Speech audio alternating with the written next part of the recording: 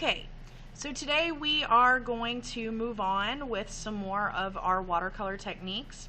Something that I went ahead and did off camera was my colors had already dried out because it's the same one that I've been using for a couple of days now. And to kind of activate those and get the water to go ahead and activate those colors so they're not so super dry when I go to use them, is I just take a little spray bottle and I just kind of spritz each individual color just a little bit so they can go ahead and that water can start to react with that pigment. So that's something that I did off camera. So the first thing we're going to start with is our negative painting. So with this certain technique, it's all about layering. Okay, so you're starting with a super light layer of color, which we did the other day with the peach and the pink, and then from there what you do is you draw something. Now this could be leaves, it could be trees, flowers, it could be really anything that you wanted to use, but I just did these circles because it was fast and easy, and you guys know how to draw circles. So I've just drawn these three right here, fairly light. And then what I'm going to do is I'm going to come in here and I'm going to mix some more colors. I'm going to take this small round brush for right now, and something that'll go good with this, I really want to do a purple. So I'm going to go ahead and kind of activate this pretty galaxy-ish purple that I have going on already right here, this bluish purple.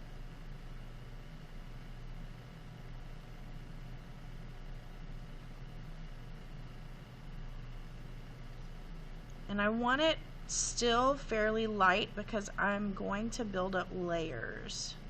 And the purple is already going to be way darker in value than what we've started with here. And remember, you can always make something darker. It's hard to make it light again once you've made it dark. So I've diluted that purple quite a bit. And I think I'm also going to do, I think I'm going to pull in this blue over here. So again, I'm diluting it quite a bit with that water. Okay, a little bit more. So now all I'm going to do is I'm going to go around, so on the outside of these circles. Let me zoom in just a little so you can see a little better. There we go. Okay, so all I'm doing is I'm just going along the outside edge of that object that I traced. Now, you could paint this totally solid. I like to leave some little negative areas, some negative space, because I think that's really cool later on.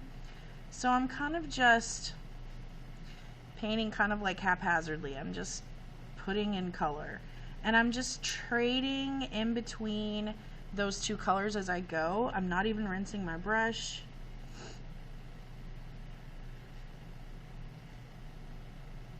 But nothing is going to go inside of what you had, the object that you had traced or drawn, okay?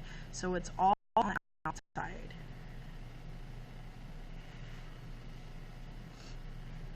And we're just creating a really nice little perimeter.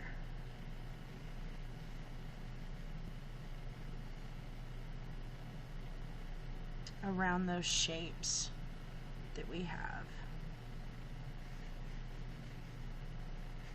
So again, if you want to paint solid, if you don't like those little flecks of negative space, then you can most definitely not leave those. I just kind of think they're fun.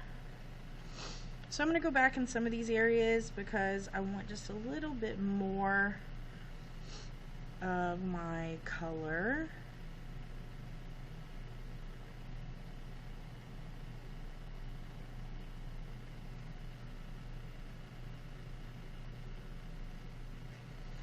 And I left this little guy out, so I want to make sure that I get that right there. Okay. So I left the areas open in the middle, and I painted the negative space, which is why it's called negative painting.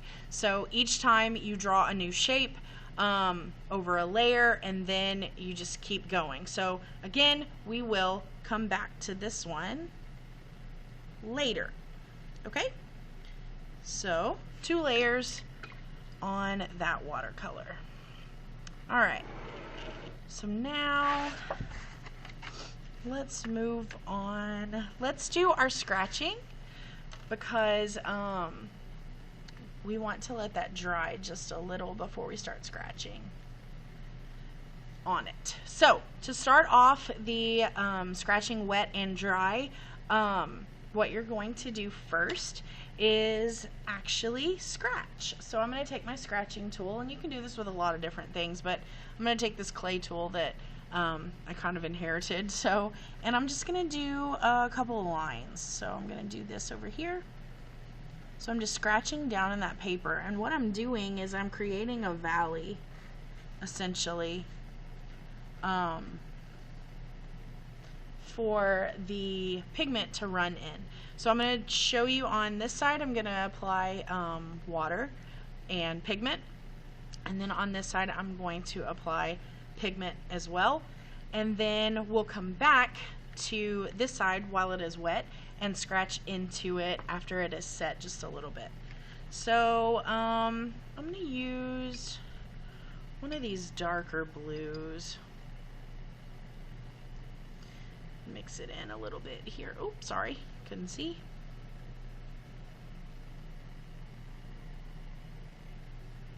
Okay. So first I'm going to go over. Oh, you can't see that because of the glare. How do I fix that? Maybe if I get closer, can you kind of see it a little more? Okay, so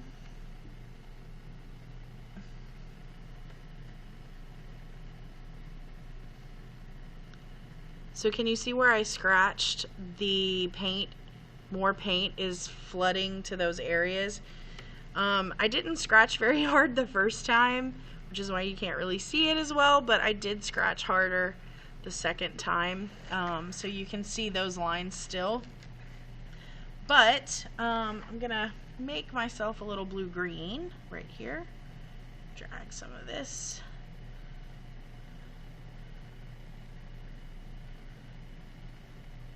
And then on this other side, we're gonna go ahead and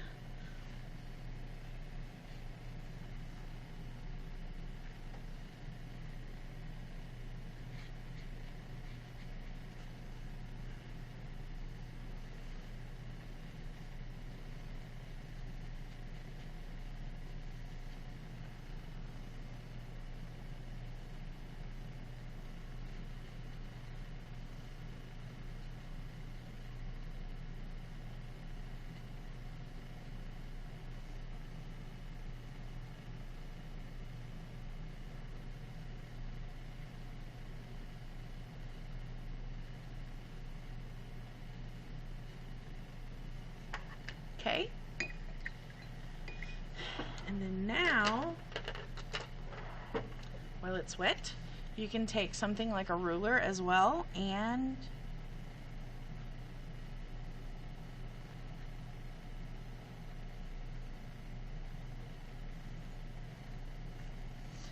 so see how great that is compared to the dry.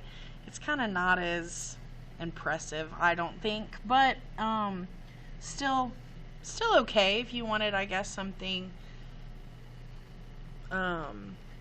just less vibrant, or what's the word I'm looking for, less just less scratchy, I guess. But that looks really great. So that's just scratching in once it's wet.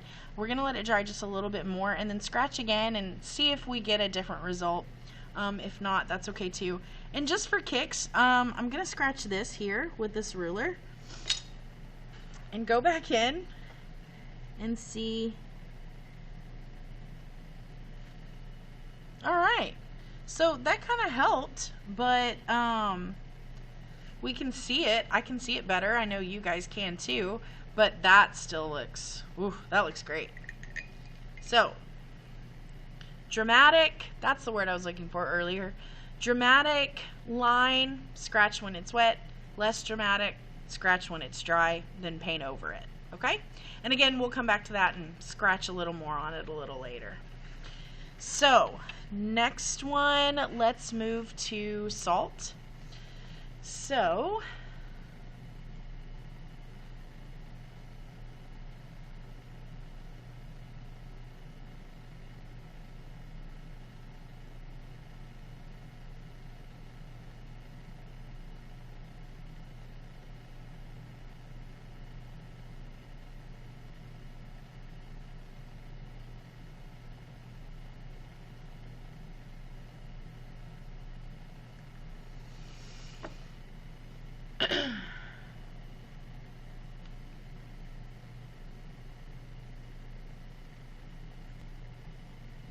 okay, so I have my salt,